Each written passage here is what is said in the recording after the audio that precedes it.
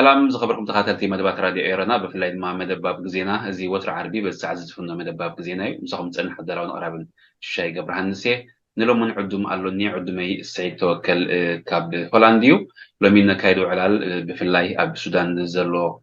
أب السودان تفتيرو نزلوا وج زملكات كوينو ما بقاسين حجزلوا درجان بالحد وجن إرترا خنتاي ترى اللوا وإرترا خنتاي عينت إيدا اللوا بقو بتخلو وجن حزب إرترا خنتاي كموكر جبو خبزي أب قرار بتهاجر كايد زلوا كايد أنحب في الإدماء أب السودان كايد زلوا زول زعبا كنتن كيفينا مجمر تاجن سعيد توكل عدمي أخبيرك فقدن يكون كسر مزاقة مسكنك بقدرت أنا بتحطه هنا تينا أب السودان انتايو زخون زلوا معاسي جميرو بحث زبالة نأجم مروق عني صفح زبالة مبلغ تبني نغني الله أنا ون بلبي مسكن شيشاي سلتي زجبرك على عدمي بمنقد دخا ناتي ريتو قمتي كان في زوخ بتصح بيعدل مفتار كان عخان راديو أرنان كم وترو كمسكن ندلي تي كتصالي نزح برت سبنا مقل قال تقبروا زلهم تعرف عني كمسكنين كدنا نزقبوي so thank you نب حتوخا ني خملس انت أخويني زينة سودان كونتات ማለት ነዊሕ ታሪክ ዘለዎ እንዲ ነዊሕ ሱር ዘለዎ እዩ ካብ ኣፈጣጥራ ናይ ሱዳን ካብቲ ናይ ሕብረተሰብ ኣሰላልፋ ኣብቲ ሃገር ዘሎ እቲ ሃገር ዘላቶ ጂኦግራፍ እቲ ሕብረተሰብ ዘለዎ ዳይቨርሲቲ ናይ ድሕረ ባይታ ከምኡ እቲ ናይ መግዛእቲ ሓድጊ ከምቲ ትፈልጦ እዚ ዝሓለፈ ድሕሪ ዝሕሉ ኩናት ከምኡ እውን እዚ 30 ዓመታት ብኣሜሪካ ትመርሖ ዓለም ዝፈጥሮ ንሱ كل تحواويسو للسودان حدا أجناق بوليتيكاوي تاريخ كم تحلف جيرواي بفلاك أني سراويت نيتهاجر كأني لعلواي إيد نيروي تسراويت نيتهاجر بشحن جاتني تنسران حموشتن أبجزء إنجليز تمسرت أيو أبكبا بشحن جاتني تسلاسان شمنتن كسبر بعن كتن وين تهاجر ناس الناس نايموسار وناس هاجر نايمخال عدل نيرواي جن كنت كل هرات زقاتم ولا بنا بعدنا زقاتهم مش جبت دون يكون نفلدو تحت جبت دون نتناح سودان كنت تمقل بسلسة المقل جلز عينوتو بوليتيكاوي جروفت زفتورون هاي جزار أسو بوليتيكال دايناميكس حليفو بشان جات ميتن 55 كم هاجر نتعوتيا بدحريو حدا هزباوز مثل من استمتينيرو دحري كلت عمتكن شان جات ميتن 58 تشعر زنبرة بارتي نب بيت صحفة نايتي مينستر مكلا خالد زنبرة بمخاد يدوخ أتو تسوي عبوة بو مسرت كآتي شعور زنبرة جرنال إنه يقدمي وتهدراوي زمثل علواف تحقر في السيموم هذا كأو جميل كأخباب 10 سنة جزء وتهدراوي علواف زمثل ناي منقسي ناي وين سرعات من كيارات حالي في السودان بعد تناي مودا تازنا برخا خمسة فلاتنا نذكره تشحن 10 شعبتن بحزباونا عبز جمرة بمقلاي ناي بشير زتزازمه حدا سورانيرو نعو تختلون بزح غرفة حليفو مودا حدا جزاو منقست تايسوم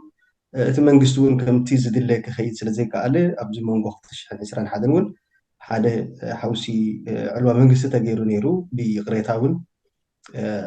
እንደገና ቦቱ መልሶም ነቲ ናብነትኒ ሓምዶ ከም ቀዳማይ ሚኒስተር ዝነበረ ንዑን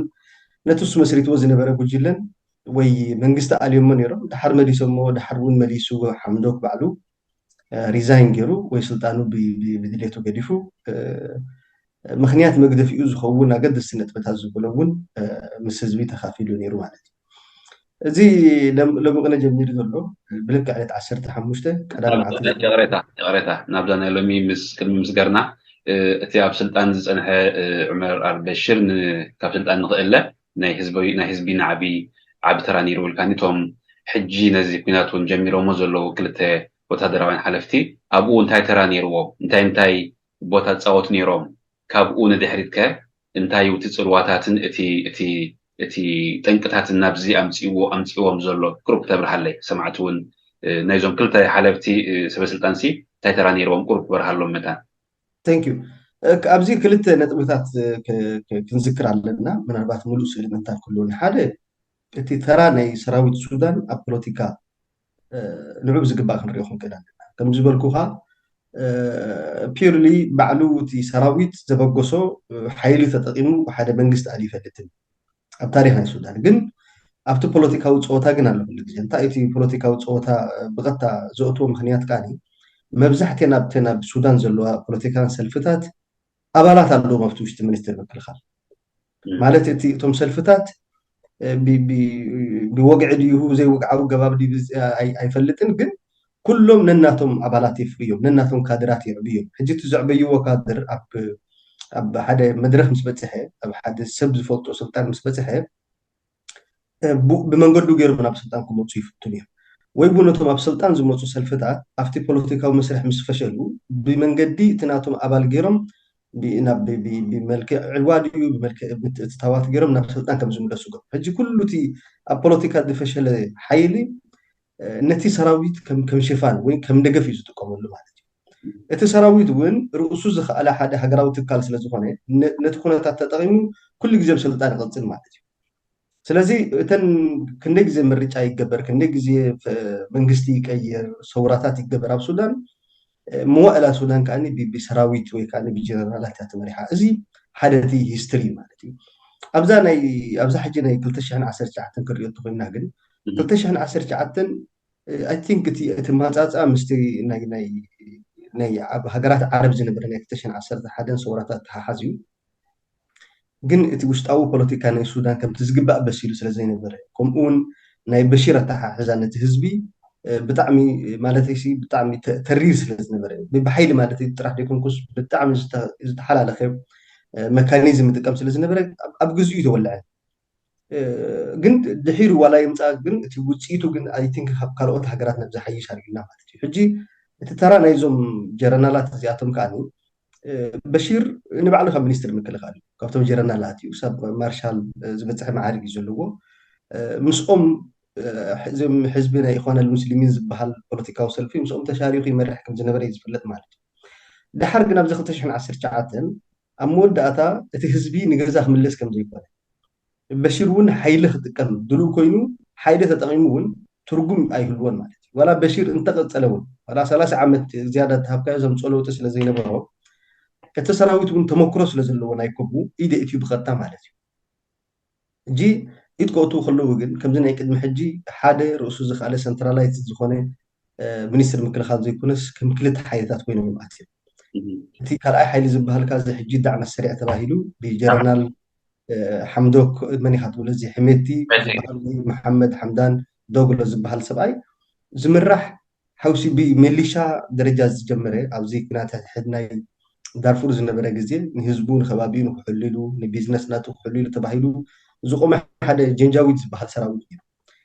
ብግፍዑን ብዝተፈላለየ ዝገበሮ ገበናት ኣብ ዳርፉርን ኣብ ዝተፈላለየ ቦታታት ክስሎ ህዝቢ ናይ ዳርፉርን ክሳብ ሕጂ ዝኸሶ እዩ ማለት እዩ ግን ንበሺር ፀጊዑ ኮይኑ ካብቲ ኩነታት ኣድሒኑ እዩ ድሓር እውን እንዳዓበየ መፅዩ ኣብዚ 2007 ብፍላይ ናብ ደረጃ ስሩዕ ሰራዊት ዓይነት ማለት እዩ ኣሃዱታት ክፈጥር ጀሚሩ ምሕደራ ክገብር ጀሚሩ መሪሕነቱ ክፍለጡ ጀሚሮም ኣብ 2013 ከዓኒ ብወግዒ ብመንግስቲ ኣፍልጦ ተዋሂቦስ ኣካል ናይ ሚኒስትሪ ምክልኻል ናይ ሱዳን ኮይኑ 2017 ብፓርላማ ደረጃ ማለት 2005 ምርጫ ስለተገብረ ድሕሪ ዓመትን ፈርኣን ድኸውን ብፓርላማ ድምፂ ተዋሂቡ ሙሉእ ተቐባልነት ረኺቡ ባጀት ክስልዓሉ ጀሚሩ ንሱ ምንጪ ይኹኑን እዮም ዝበሎ እዚ ብፍላይ ናይ ወርቅን ናይ ካልኦት ማዕድናትን ካልኦት ኣብ ዶባት ናይተን ብዙሓት ሃገራት ዝግበር ንግዲ እውን ከም ምንጪ ናይ ኣቶት ገይሩ ርእሱ ዝኽኣለ ሓደ ፖለቲካውን ወተሃደራውን ድሕረ ባይታ ዘለዎ ሓይሊ ተፈጢሩ ማለት እዩ ኣብቲ ሕጊ ክልተ ዓበይቲ ነጥብታት ኣሎ እቲ ክምስረት እንከሎ እቲ ሕጋዊ ፍልጦ ላይሰንስ ክወሃቦ እንከሎ ክልተ ዓበይቲ ናብዚ ሕጂ ዘሎ ኩነታት ዘምፅኦ ክልተ ነጥብታት ኣሎ ሓደ إذا سراويت زي حجاوي بمنجستن حزب بايتون تفلت نزل له سراويتيو أبال نايتي منستر مكلخان ناي السودان كوينو دعم السريع وي خصوص دقف تباهيلو كأني كم زتور وارد إزاي جالس بحلا بإيرترا مالتي وسو عين زت أساسا ترجم زلوا إيو سلازي بقوام تجمير كاب بحجة درجة تاريخيو أكل نيجي سراويت زي أفتخر أي تنت بيجن تايبل إذا سراويت زي كتاو تحت تنت ناتو نمرح حجر يبل مرح حجر يبقى خنك ساوسو زخل لذي أبزد صورة زنبرة خاكل تيوم تسمع إيدي تيوم بشير كاب سلطان مسألة مستم أوريدي تقاوم تخينوا مع برلمان نبرة ديوم تفعل على الوطاطات نبرة تقاومتي كم أون نتيش عز نبرة من قصة عز مرحو حرية والتغيير زبها لحد موفمنت نيرم فريدم اند تشينج زبهالو ناتهم جروب كم سال سايك عز سراويت مالت اليوم كوينهم كعاد حد خندي وردي كراتنا تخطاتنا هنا حدا السودان يبقى يزولو 5+5 زبهال مساجر من قسمتهم ني حمدو كاني كاب أبدك زغمت نبرة زعبا إيكونومي زتمحرر سبينيرو I think تكندت إنكم كنتوا شكل سلسلة مرا وحجوزهم تواهيلو كلهم شيء نخاتون كسبام معلوز كل سباهيلو خامسيو حمدو جن كعوة هاي كالن كعوة هاي كالن راح يكون تسحو أبزوريو تترني فم زنبرة فرية والتغيير نبعلو أبكو تسلسة تجمع معمالتي حدا خافت الريزان كجبر زجبرو ود يبل نسو تتم قالات أم بوستة منجستن أبصراويتن أبسلفتاتن زلوا ويبل مالت ስለዚህ እዞም ክልተ ሰባት ብዙሕ ምክንያታት ክህልዎም ይኽእል እዩ ግን ነቲ ፃውዒት ናይቲ ህዝቢ ሰሚዖም ንበሺር ንምእላይን ነቲ ሰውራ ኣብ ሓደ ምዕራፍ ንምብፅሕን ተራ ተፃዊቶም እዮም ካልእ ፖለቲካዊ ብዙሕ ትርጉም ክህልዎ ይኽእል እዩ ምክንያቱ ሽግራቶም ኣካል ናይ በሺር ስለ ዝነበሩ እውን ተፈንጂሩ ንኩሎም ከይለከቦም ከሎ እውን ቆፂሞ ክኾኑ ይኽእሉ እዮም ተፈጥሮኣዊ ናይ ገዛ ርእሱ ሪዛልት ከይሃበ أبا حجي حنت ختبره زلخوا እቲ ብዙሕ ሰላማዊ ሰልፊ ዝግበረሉ ዝነበረ ኣዋርሕ ወይ ዓመታት ብመንገዲ ኣልቡርሃን እቲ ደገፍ እቲ ተቃውሞ ተቐባልነት ይረክብ ከም ዘይነበረ ዝገልፁ ተንተንቲ ኣለዉ እቲ ኣብ ከባቢ ናይ ኣልቡርሃን ዘለዉ ከዓ ኣብ ምሳል በሽር ፀግዒ ዝነበሮምን ተደናገልቲ ናይቲ ኣብ ስልጣን ዝነበረን ምዃኑ ዝገልፁ ከዓ ኣለዉ ኣብዚ ግዜ እዚ ሕመቲ ነቲ ስራሕ ኣልቡርሃንን ነቶም ምስኡ ዘለዉ ብሲቪላዊ መንግስቲ ንክቐውም ዝፍትኑ ዝነበሩ ነፃ ከም ዝገደፎም ወይ ከዓ ከም ዝተፀበዮም ዝገልፁ እውን ኣለዉ ከመይ ተንብቦ ንስኻ ነዚ ኣልቡርሃን እቲ ክገብሮ ዝግብኦ ዝነበረ ዝተዋህቦ ሓላፍነት ወይ ዝኣተወ ቃል ገይሩ ዶ ኣይገበረን ሕመቲ ከብቲ ግዜት እንታይ ተራ ነይርዎ ተፀቢዩ ድዩ ዋላስ ብኣሉታዊ ተራ ነይርዎ ከመይ ተንብቦ ንስኻ ኣነ ናይ መጀመርታ ፍታ ናይ ሕሜት ዝርድእ ኮይና ሕሜት እንታይ መስለካ እተን ኩለን ንሱ ዝገበረ ነጥብታት እንተሪኢኻዮ ንዕቤቱ ጥራሕ ዝሰርሕ ዘለዎ ሰብ እዩ ማለት ሓገዝ ናይ ካልኦት ሃገራት ኣለዎ ድዩ ህዝባዊ ተቐባልነት ኣለዎ ድዩ ካልእ ፖለቲካዊ ትርጉም ኣለዎ ድዩ በብመድረኹ እንዳነፀረ ከይድ ኣሎ ብፍላይ ምስ ሕጂ ኩነታት ብዙሕ ምስጢራት እንዳወፀ ይመፅእ ኣሎ ግን እዚ ሰብ እዚ ካብ ሓደ ሚሊሻ ካብ ቀባይል ከባቢኡ ድዩ ቤተሰቡ ድዩ ክሕሉ ኢሉ ዝተጠርነፈ ውልቀ ሰባት ብክላሽንኮቭ ድዩ ብተፈላለየ ነገራት ናብ ከመይ ዓይነት ሓይሊ መፂኡ እዩ ንኣብነት ነዚ ንክትርዳእ እንታይ ክትወስድ ኣለካ ኣትሊስት ቁርብ ስታቲክስ ክንወስድ ኣለና መስለኒ ኣብ 2019 በሺር ክወድቕ እንከሎ ከባቢ 40 ክሳብ 50 ሺሕ ዝገማግሙ ሰራዊት እዮም ኣብዚ ሰዓት እዚ ግን ክሳብ 150 ሺሕ ሰራዊት ዝኸውን ኣሎ 100 ሺሕ ኣክቲቭሊ ብረት ዓጢቑ ከም ስሩዕ ሂወቱ ብውትድርና ዝመርሕ እዩ ማለት እዩ ካልእ እቲ መብዛሕትኡ ናቱ ሰራዊት ዝነበረ ካብ ሓደ ከባቢ ብፍላይ ካብዚ ቀረብ ወሽማል ዳርፉር ዝበሃል ሰሜንን ምዕራብን ናይ ዳርፉር ተባሂሉ ዝጥቀስ ከባቢ እዩ ነይሩ ካብ ፍሉያት ሕብረተሰብ ነይሩ ኣብዚ ሰዓት እዚ ግን ካብ ብምሉኡ ሱዳን እዩ ከቲቡ ደሎ ስለዚ ምናልባት ሕሜቲ ነቲ ዝነበረ ጉርፍት ኣብ መንጎ ብርሃንን ኣብ መንጎቶም ሲቪላዊ መንግስቲ ዝወከሉ ሰባትን ዝነበረ ኮንፍሊክት ንግዜ ገዲፉ ኣብ ፍልልያቶም ንሶም ኣብቲ ፖለቲካዊ ፕሮግራም እንዳተጨናነቁ ከለዉ ነብሱ ይዕቢ ነይሩ ብዙሕ ኔትወርክ ከም ዝገበረ እውን ርኢና ከም ሓደ ፊገር ክሳብ ኣብ ኤርትራ ኣብ ሩስያ ኣብ ኢማራትን ኣብ ኢትዮጵያን ኣብ ግብፅን ዓበይቲ ምብፃሕ ክገብር ርኢና እዩ ማለት እዩ ርእሱ ዝከኣለ ናይ ገዛ ርእሱ ፖለቲካል ኣክቲቪቲ ክገብር ፀኒሑ እዩ እዚ ሓደ እዩ እቲ ናይ ብርሃን ግን ናይ ብርሃን ሓንቲ ዓባይ ፀገም ኣሎ እንታይ ኣሳ ብርሃን ኣስለን ክሳብታ ሰውራ ዕለት ከም ሓምሻይ ወይ ራብዓይ ሰብ እዩ መንግስቲ ናይ በሺር ዝረአ ወይ ኣብቲ ሰራዊት ቅድሚኡ ዝስርዑ ቅድሚኡ ህዝቢ ዝፅበዮም ቅድሚኡ ናይ መሪሕነት ተራ ዝፃወቱ ዝነበሩ ሰባት ነይሮም ካልኣይ ነገር መብዛሕትኡ ህይወቱ ብምሉእ ምስ ሰልያዊ ምስ ፀጥታን ምስ ውትድርናን ዝተሓሓዝ ኣብ ፖለቲካዊ ንጥፈታት ብዙሕ ተመክሮ እዩ ከም ሳልሳይ ነጥቢ እቲ መሰጋገሪ መንግስቲ ክፈጥር ተባሂሉ ዝተኣከበ ጉጅለታት ንባዕሉ ብዙሕ ፍልልያት ዘለዎ እዩ መብዛሕትኡ ሕጂ እንታይ እዩ እቲ ተወፂዑ እዩ ተባሂሉ ዝተኣመነሉ እዚ ምዕራባዊ ሸነኽ ናይ ሱዳን ብምሉእ እቶም ፀለምቲ ይኹኑ እቶም ዓረብ ይኹኑ ብዘይገድስ ንሕና እቶም ኣብዚ ፖለቲካ ናይ ሱዳን ተለፂልና ኢና ዝያዳ ተወፂዕና ኢና ዝበሉ ብረታዊ ቃልሲ ዘካይዱ 3-4 ሓይልታት ዝርከቡን ብዙሓት ኣለ ሓደ ካብቲ ጭርሖታት ንዝክሮ እንተኮይና ኣብቲ ናይ ግዜ ናይ ሰውራ ንኣብነት ኩላትና ዳርፉር ኢና ዝብል ጭርሖ ነይሩ እንታይ ማለት እዩ ኣብ ዳርፉር ብዙሕ ገበናት ከም ዝተፈፀመ ብዙሕ ከም ዝተወፅዐ ስለዚ እቲ ሓድነቱ እውን ብወፃ መልክዕሲ ኣረጋጊፁ እቲ ህዝቢ እቲ ፖለቲካዊ ሓይሊ ግን ነዚ ክገብር ኣይከኣለን ሓደ ምፅእ ከይበለ ኣብ 4 ተመቂሉ እቲ ሓደ ሕርያ ወተቂር ዝበሃል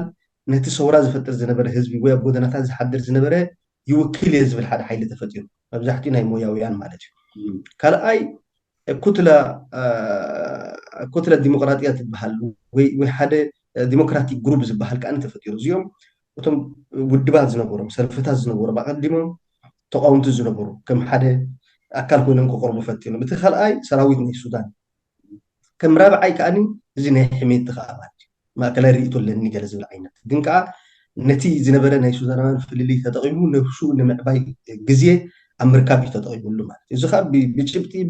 ብቁፅርታት ከተረጋግፆ ትኽእል ነገር እዩ እዚ እቲ መሰረታዊ ዓብዪ ሽግር እዩ ናይ ብርሃን ኣብዛ ጉዳይ እዚኣ ትመፅእ እንታይ ናብ ሓደ ስሩዕ ቅዋም ዘለዎ ወይ ዲሞክራሲያዊ መንግስቲ ሲቪላዊ መንግስቲ ክንኣቱ እንተዳ ኮይና ንፁር ዝኾነ ፖለቲካዊ ፕሮግራም ክህሉ ኣለዎ ስለዚ ኩሉ ግዜ ኣብ መሰጋገሪ ሕቶ ክልተ ነጥቢ እየ ንመፃ ገሊኦም እንታይ እዮም ዝብሉካ ኣነ መርሕ ወይ ንስኻ ትመርሕ እዩ ዝመፅእ መን እዩ ክመርሕ ዘለዎ እዩ ዝመፅእ እቲ መሰረታዊ ሕቶ ግን ብዙሓት ህዝብታት ዘይምልስዎ ከመይ ጌርና ንመርሕ እዩ ከመይ ጌርካ ትመርሕ እንተተሰማሚዕካ መን ይምርሕ ብዙሕ ሽግር የለን ምክንያቱ ዝበዝሐ ሰብ ኣብቲ ዕላማ ናብቲ ራእይ እንተተሰማሚዑ መን ኣብ ቅድሚት ኮይኑ ይመርሕ ናይ ሓላፍነት ጉዳይ ስለዝኾነ ብዙሕ ሽግር ኣይህልዎን ማለት እዩ እንተ ደኣ ከመይ ጌርና ንመርሕ ከይተሰማማዕካ ኣብ መን ይመርሕ ጥራሕ ዘቲኻ ምርጫ እንተኣዲኻ ግን እዚ ሕጂ ንሪኦ ዘለና ፍልሊ ወላ ድሕሪ ምርጫ መጋጥመ ነይሩ ምክንያቱ ባይቶ ክልተ ክምቀል እዩ ሰራዊታት ክልተ ክምቀል እዩ ዕልዋ ክግበር እዩ እንደገና ናብ ሰውራ ክንኣቱ ኢና እንደገና ፍሽለት ክመፅእ ማለት እዚ ብጀካ እቲ ዓለማውን ዞባውን ከባቢያውን ፀጥታ ዘለካ ሙኣመራት እንታይ ዝበሃል ውይይታት ናይ ከባቢ ዘለካ ሱዳን ባይዘወይ ካብተን ኣብ ዓለም ዳርጋ ብናይ ጎረባብታ ውሪት ኣብ ቅድሚት ትሰርዕ ዓዲ እያ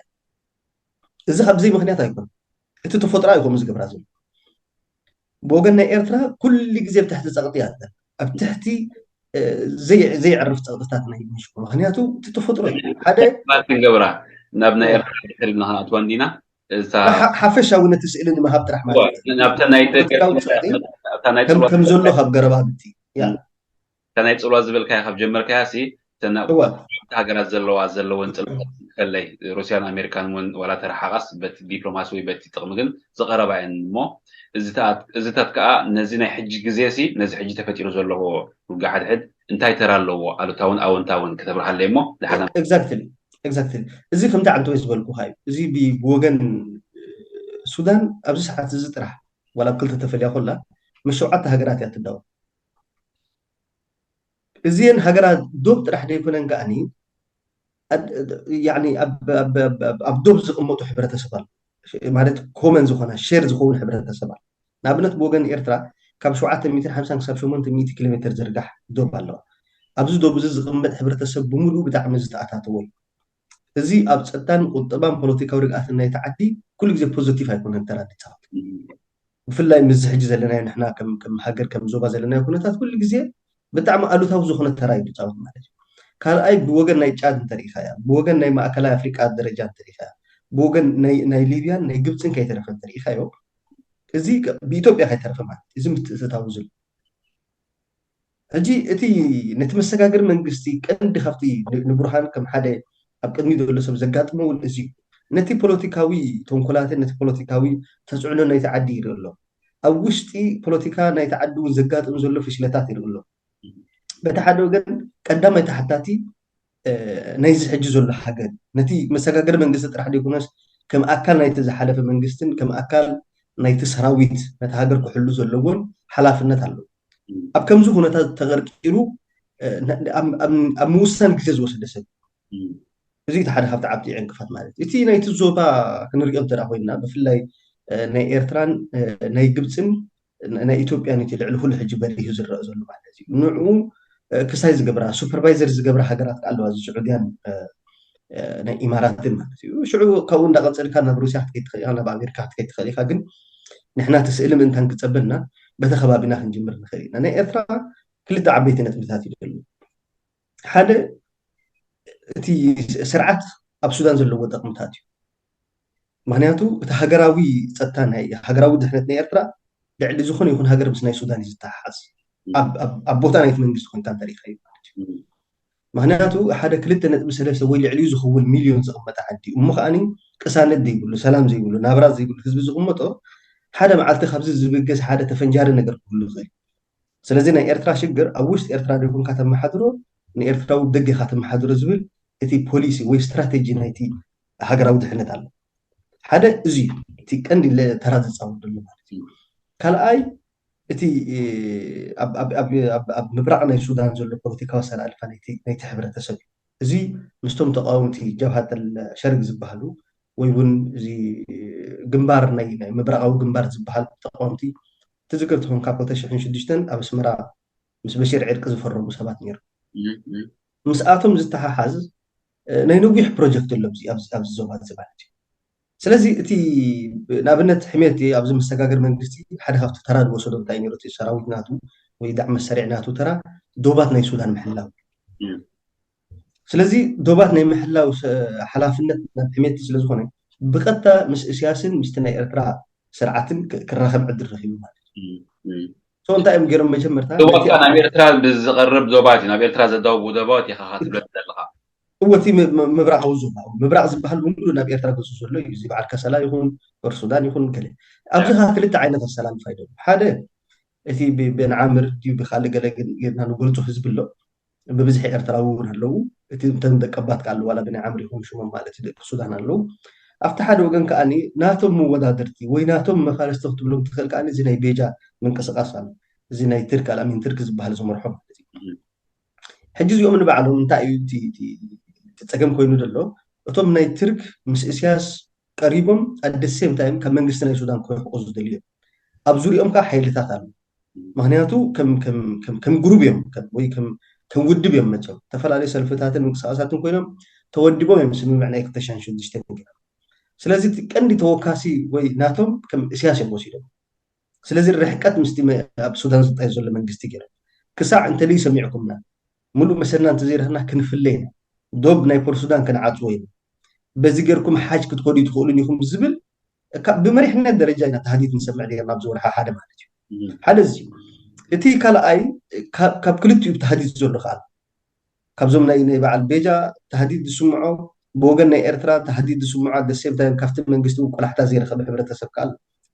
أبز بعد كسلاديو قدارف دي زغمت بزح ما نجي تي بفلكات إيرترا وزلوا كمان زي نبعلو نفت من قست زغربي سلازي حنتي زي نزي ما نجي نمقبال تنتبت متسب سو انتا يخبر زد له زلو اتي ناي برهان منغستي افت ناي جواس من معز بحال انه بايز نفتان نجنا برتانت بخين ملس منبر كندي خبت كونفليكت فترة دلا نسا افت ناي جواس من مع سراويت ايدو خسحب كبوليتيكا تبعي توم سلفتاتن توم موفمنتن كوفيلوم نتي بوليتيكا بروجرامن كوبو تفصم اكل انت يترؤ تفراد اكل زبحال تحقاق اكل زبحال زنبر الجبنات ناي ساعات كميغرنا ان محضرو زحوتات ناي حزبታት ኣብ ናይ ውዕል ናይ ሰላም ዝበሃል ኣብኡ እዮም ኩሉ ተወፃዕታት ናይ ትሕብር ተሰማዕ እዩ ሶ እንታይ እዮም ገይሮም እምበኣር ፅቡቅ ንሕና ክንፍርም ኢና ካብ ፖለቲካ ክንወፅእ ቀዲሙ ክግበር ዘለዎ ነገር ግን ኣሎ ንኣብነት ሰራዊት ሓደ ክኸውን ነቲ ሰራዊት ናቱ ተራን ናቱ መሰልን ክንፅረሉ ሓደ ካብኡ ኩሎም እቶም ብረት ዓጢቆም ዘለዉ ሓይልታት ብረት ከውርዱ ወይ እውን ምስ ብረቶም ናብ ሰራዊት ናይ ሱዳን ክሕወሱ ሓደ ካብኡ ዝዳዕመ ሰሪዕ ዝበሃል سو انت ايلو البرهان تا بروبوزال زبطا شدي شورحيات شدي شورحي كونين انت عمتي له كلتا عمتي بعد حميتي 10 عمتي ነዚ ኩነታት እዚ ንምጥቃም ነዚ ንምንዋይ ሕጅቶም ቀዳም ዝተጠቐመሎም ሰባት እንታይ ኣብቲ ከባቢ ዘለዉ ናይ በዓል እስያስ ብተደጋጋሚ ናብ እስያስ ተመላሊሱ እስያስ እውን መፂኡ ነይሩ ብዙሓት እውን ወከልቲ መፂኦም ነይሮም ኣብ ኢትዮጵያ እውን ርክብ ክግብር ጀሚሩ ስለዚ ግዜ ንምምጣጥን ብውሽጢ ፖለቲካ ናይ ሱዳን ፀቕጢ ንከይግበረሉ ብጎረባብቲ ከም ዝሕገዝ ገይሩ ማለት እዩ ነዚኣ በላንስ ንምግባር ከዓኒ በዓል ብርሃን ምስ ስዑድያን ምስ ግብፅን ከምኡ ዓይነት ነገራት ክገብሩ ጀሚሮም ስለዚ ግብፂ ነዚ ናይ ኒል ዝተሓሓዝ ኩሉ ግዜ ኣብ ሱዳን ዘሎ ህጎታ ምስቲ ናታ ርእቶ ዝሰማማዕ ኣረኣያ ዘለዎ ሓይሊ ክመፅእ ትድልላ ኣብዚኣ ጉዳይ እዚኣ ሕሜት እዚ ብዙሕ ኣይገድሶን ንዖም ዘገድሶም ዘሎ እዚ ዝነውሐ ኒል ኣባና እዩ ዘሎ ንሕና ኢና ሞር ክንግደስ ዘለና እምበር ኣጀንዳ ናይ ካልኦት ሃገራት ክንከውን የብልናን ዝብሉ እዮም ስለዚ ምስ ግብፂ ጠጠው ዘብል ምክንያት የብልና ምስ ኢትዮጵያ ረብሓ እንተሊና ካብዚ ዝግበር ዘሎ ዳም ረብሓ እንተሊና ምስኡ ዘይንሰማማዓሉ ምክንያት የለን ዝኣመሰለ ዓይነት ርእቶ ኣሎ ብወገን ናይ ጅኑብ ሱዳን ከምዚ ትሪኦ ዘለካ እዩ ኩነታት ሕደ ዘሎ ዓብይ ፀገም ኣሎ ብወገን እቲ ሻድ ተመሳሳሊ ምስ ናይ ኤርትራ እዩ ዘሎ ብጫድ ወገን ዘሎ ማለት ጫድ ንሕሜት ልክዕ ከምዞም ሕጂ ዝዋግቦም ዘለዉ እዮም ዝዋግቦ ምክንያቱ ልክዕ ከምዚ ኣብ መንጎ ኤርትራን ኣብ መንጎ ሱዳንን ዘለዋ ህዝብታት ሸር ዝገብርዎ ከባቢ ብጣዕሚ ገፊሕ እዩ ማለት ሕጂ እዚ ተራዚዩ ዝፃወት ኣብ ሰዓት እዚ እቲ ስርዓት ህግደፍ ምስ ሕሜት ዝወገን ዓይነት ኣተሓሳስባ እዩ ዘለዎ ወላ ሕሜት እውን ትማሊ ኣብ ዝገብሮ ዝነበረ ጋዜጣዊ እንታይ ክትብሉ ምስ ቴሌቭዥን ዝገብሮ ዝነበረ ቃለ መጠይቕ ምስ ክልተ ጎረባብቲ ሃገራት ቀጥታዊ ፅቡቅ ርክብ ከም ዘለዎ ክሳብ ምስ ኣብይ ኣሕመድ እውን ልዕሊ 4 ሰዓታት ቴሌፎን ተዛሪቡ እዩ ምስ እስያስ እውን ተዛሪቡ ክኸውን ከም ዝኽእል ተኽእሎ ኣሎ ብናተይ ኢንፎርሜሽን ዘለኒ እውን ክሳብ ክነረጋግፁ ዘይከኣልና ከባቢ 5,000 ዝኸውን ሰራዊት ናይ ኤርትራ እውን ኣብ ቀረባ ዶብ ናይ ሱዳን ኮፍ ኢሉ ኣሎ ማለት እዩ ብወገን ናይ ግርማይካ ናብ ከሰላ ዘብል ብወገን ቃሩራ ከዓኒ ከባቢ ናይ ፖርት ሱዳን ማለት እዩ ምክንያቱ ኣብ ፖርት ሱዳን ብቀዳማይ ግብፂ ከዓኒ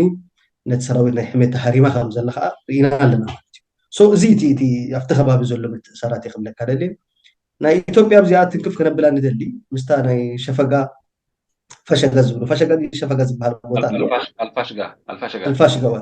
ምስኡ ዝተኣሳሰር ኩነታት ኣለዉ ካብኡ እውን ትማሊ ሓደ ሰራዊት ተሳሂብሎ ብወገን ናይ ሱዳን ማለት እዩ ኢትዮጵያ እውን እዚ ሕጂ ኣትያቶ ዘላ ሓድሽ መድረክ ምስ ኣሜሪካ ዝምድና ክትመሓየሽ ትደሊ ስለ ዘላ እቲ ተወጅህ ወይ ኣረኣያ ናይ ኣሜሪካ ርእያ መርገፂ ክትወስድ ዝደልየት ትመስል ስለዚ እቲ ምድንጋይ ናይ ኢትዮጵያ ኣይተፀበኾን ከምኡ ምክንያቱ ከም ሓንቲ ኣቦ ወንበር ናይ ሕብረት ኣፍሪቃ እሞ ከም ዓባይ ሃገር እሞ ካብ ጎረቤት ናይ ሱዳን ቁልጡፍ ዝኾነ ተራክ ተፃወተ ፀብየ ነይረ ግን ብጣዕሚ ክስታይ ኮይኑ ኣሎ ማለት እዩ እዚ ሓደ ካብቲ ደይ ዘፀበናዮ ነገራት እዩ ታንኪ ዩ ሽሻይ ፅቡቅ ንስለቲ ኣቀዲሙ ክትህቦ ዝነበርካ ኣነ ኦፍኮርስ ካልኦት ሰባት እውን ብካልእ ኣንግል ክሪእዎ ከለዉ ወይ ክሪእዎ ተኽኢሎም ርእቶም ከቐምጡን ነቲ እሶም ዝርእዎ ርእየት ከካፍሉን ዕዱማት እዮም ናብ ናይ ኤርትራ ወገን ክንከይድ ኢና እዚ በቶም ፖለቲካውያን ሓይልታትን በቶም ኣብቲ ስልጣን ዘለዉ ኣካላትን ኢና ክንሪኦ ፀኒሕና ሕጂ ብወገን ህዝቢ ሱዳን ካብ ንእሽተይ ርእቶ ክትበኒ ክደለየ ምክንያቱ ነዞም ዝሓለፉ 4-5 ዓመታት ንሱ ሰላማዊ ሰልፊ እንዳወፀ ሲቪላዊ መንግስቲ ከም ዘድልዮን ነፅነት ከም ዘድልዮን ተቃውምኡ ድሌቱ ዕላምኡ ክገልፅ ፀኒሑ ስጡም እንደገና ውሁድ እንደገና ስልጡን እዩ እሱ ክገብሮ ዝፀንሐ ከመይ ርእቶ ኣለካ ንስኻ ወይ እንታይ ሮመዳን እዩ ከዓ እዚ ዝካየድ ዘሎ ኣብ ሮመዳን ምዃኑ ቁርብ ከም ዝበልካዮ ከቢድ እንድዩ ንምንታይ ትልካኒ ክስታይ ኣለዎ እቲ ሕብረተሰብ ቀረባት የድልዮ ምስቲ ፆም ምስቲ ገለ ግን ንሙስሊሚን ከምዚ ኩናት ገለ ግን ኣይ ቲንክ ኣብ ሮመዳን ብዙሕ ሽግር ዘለዎ ይኮነ ምክንያቱ እቲ ዝበዝሐ ናይ ጅሃድ ቃልስታት ዋላ ኣብ ግዜ ናይ ረሱል ዓለይሂ ሰላቱ ወሰላም ኣብ ግዜ ናይ ክስታይ ነይሩ ማለት ጾም የደሎ ኺልካስ ካብ ስራሕ ኣይተበኩረን ኢኻ ካብ ምንባር ኣይተበኩረን ኢኻ ግን ከዓ ምዚ እወ ከምኡ ምክንያታዊ ይኮነ ማለት ነቶም መራሕቲ ሕጂኹም እንተልካዮም ኣይሰምዑኻን እዮም ኣብ ግዜ ሮመዳን ብምዃኑ ኣብቲ ሕብረተሰብ ዘምፅኦ ሳዕቤን ግን ከቢድ እዩ ሕጂ ብዚ ዘመናዊ ኩናት ማለት እዩ ምክንያቱ ቀደም ኩናት ኣብ ጎልጎል ተቋፂርካ ብሰይፊ እዩ ነይሩ ስለዚ ብረመዳን ዲኻ ትዋጋእ ካልእ ዲኻ ትዋጋእ ነቲ ዝዋጋእ ዘሎ ሰብ ጥራሕ እዩ ዝምልከት ነይሩ ማለት እዩ ሕጂ ግን ዘመናዊ ኩናት ኣብ ጎደና ናይ ህዝቢ ናይ ቆልዑትን መፅኦም እንዳተዋግኡ ከምኡ ክገብሩ ክትርኢ ከለካ ብጣዕሚ ደሕፍር እዩ ደሻቅል እዩ ማለት እዩ እቲ ተሓሳስባ ሓደ እዚ ከም ፖይንት ክወስዶ ይደሊ እቲ ካልእ ሽሻይ ኩላትና ተኸታቲልና ኢና ዝብ ሱዳን ዝነበረ ኩነታት ከምዚ ተዝክሮ እቲ ህዝቢ በቃ ፅምኢ ነይርዎ ናይ ናፅነት ሓደ ሲቪላዊ ዘመናዊ መንግስቲ ክፈጥር ንዑ ዋጋ ክከፍል 7 ወርሒ ኣብቲ እንዳበለ ተቐመጡ ሰባት ኣለዉ مستهرورن قالن حدا جزيت فلتي على أنا ما كي ترفقات ብዙሕ ሰባት ይመውት ነይሩ ብሕማምን ተፈላለዩ ዋጋ ከፊሉ ሕብረተሰብ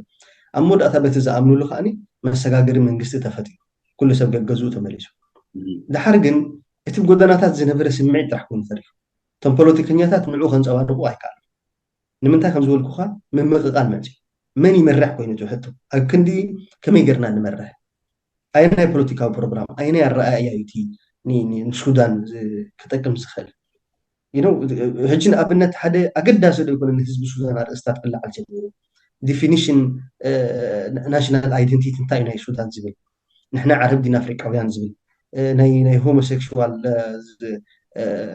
እንታይ ትብሎ ዝብል እዚ ናፅነት ዝብል ናይ ናፅነት ደቂ መሰል ደቂ ኣንስትዮ ዝበሃል መዓት ነገራት ሕጂ እቲ ህዝቢ ኩሉ እዚ የገድሶ ኸውን ግን መሰረታዊ ነገራት ኣሎ ሓደ ህዝቢ ጀንበርታ ቁጠባ እዩ ናይ ስራሕ ዕድላት ክትፈጥር ኣለካ ኢኮኖሚ ክትመሓይሽ ኣለካ ኣብቲ ዓዲ ዘሎ ፀጋታት ኣብ ጥቕሚ ናይ ህዝቢ ክተውዕሎ ክትኽእል ኣለካ ንዑ ዝበቃ ኣተሓሳስባ ክህልወካ ክኽእል ኣለዎ ጌጋታት ናይቲ ዝነበረ ስርዓታት ክትእርም ኣለካ ኣትሊስት ንሱም ዝገበርካ ድሓር ኣብቲ ዝተረፈ ነገራት ተመለስካ ብዙሕ ሽግር ዝበሃል ይብሉ ማለት እዩ ካልኣይ ነገር መብዛሕትኦም እቲ ቀንዲ ሽግር ዝገበረ ከም ዝብለካ ዘለኹ እቲ ዳርፉር ከባቢ ተወፂዑ እቲ ምዕራባዊ ሸነኽ ተባሂሉ እቲ ሲቪላዊ መንግስቲ ብኦም ይተዓብሊሉ መብዛሕትኦም ካነ ከምዚ ናይ ሕነ ምፍዳይ ኣተሓሳስባ ጥራሕ ገይሩ ሕጂ እንታይ ክብሉ ጀሚሮም ኩሉ ኢድ ዝነበሮም ዝሓለፈ መንግስቲ ክእለ ኣሎ ኩሎም ኣባላት ናይቲ ፓርቲ ናይ በዓል በሺር ዝነበሩ ጀነራላት ይኹኑ ገለመታት ዓበይቲ ሓለፍቲ ክእሉ ኣለዎም ኣብ ኣገዳሲ ቦታታት ዝነበሩ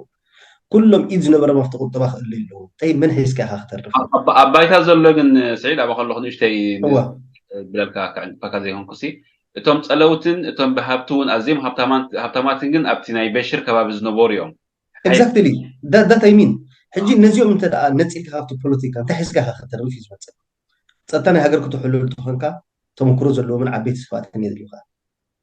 ዶብ ክትሕሉ ትኾንካ ፖለቲካ ፕሮሰስ ክትገብር ትኾንካ ዝምድና ክትገብር ትኾንካ ቁጠባ እውን ኣብ ኢድ ናይ ሃብታማት ናይ ውልቀ ሰባት እዩ ሕጂ እንታይ እዩ ገይሩ ንሳቶም ብምልኡ ከምዚ ሕነ መፍዳይ ዝዓይነቱ ገይሮም ነቲ ዝነበረ ሓይሊ ብምልኡ ምስቲ ከባቢ ዝነበረ ሰብ ንዑ ኣሪኻ ሽግር ዝፍታሕ መሲሉ ማለት እዩ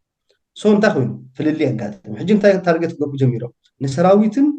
ነቶም እስላሚን ዝበሃሉ ማለት እዩ ንኣብነት ኢኽዋን ሙስሊሚን እቲ ናቶም ፓርትነር ናይ በዓል በሺር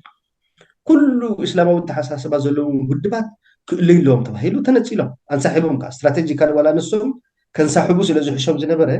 እቶም እስላሚን ካብቲ ፖለቲካል ስቴጅ ተኣልዩ ኦኬ እምበኣር እዚኣ ተብልዋ ዘለኹም ኮፈር ኢሎም ኩሎም እቶም ፓርቲታት ከዓ እንታይ ኮይኖም ጠኒሖም ብጀካ እቶም እስላሚን ብምስልምና ደረጃ ስለ ዝኾነ ዋላ ካብ መበገሲኦም ካብ ሰሜን ይኹን ግን ዝርግሐናቶም ኣብ ኩሉ ሃገር እዩ ነይሩ ተሓሳብ እዚ ናይ ሙስሊሚን ዓዲ እዩ ከም ትፈልጡ እዚ ሱዳን ማለት ስለዚ ኣብ ኩሉ ፅልዋ ክገብር ዝኽእል ንኩሉ ክእክብ ዝኽእል ዓይነት ኣተሓሳስባ ዝነበሮም ንሳቶም እዮም ዋላ ብጌጋ ይጠቐምሉ ማለት ዋላ ንስልጣኖም ይጠቐምሉ በዓል በሺር ንሶም ምስ እንሰሓቡ ግን እቶም ብካልእ ኣይዲዮሎጂና መፂና ዝብሉ ሰባት ብምልኦም ወገናውያን ኮይኖም ፀኒሖም ንኣብነት ብኣሜሪካ ሕብረት ኤውሮጳን ዝሕገዝ ክልተ ፓርቲ ነይሩ ኣብ ሶሻል ቤዝ ናይ ሱዳን ምስ ረኣኻ ግን ናቲን 1% ዘይበፅሑ መን ሒዝካ እዩ ክትመፅእ ሕጂ እዚኣ ናብ ኣውቶማቲካ ናብ ምንታይ ወሲዳ እቲ ዝጣየሽ ዘሎ መንግስቲ ተመቐቂ ናቱ ሪዛልት ናብ ካልእ ነገራት ኣምቢሉ ንሱ ከዓ እንታይ እዩ እንታይ ዓይነት መንግስቲ ንፍጠር ኣብ ዝብል ሕጂ እቶም ሲቪላውያን እንታይ ገይሮም ሰራዊት ተኣለ ናብ ምርጫ ነእቶ ሕራይ ምርጫ ተኣቱ ኣብ ምርጫ ተኣቲኻ ክልተ ካብ ክልተ ሓደ ይክኸውን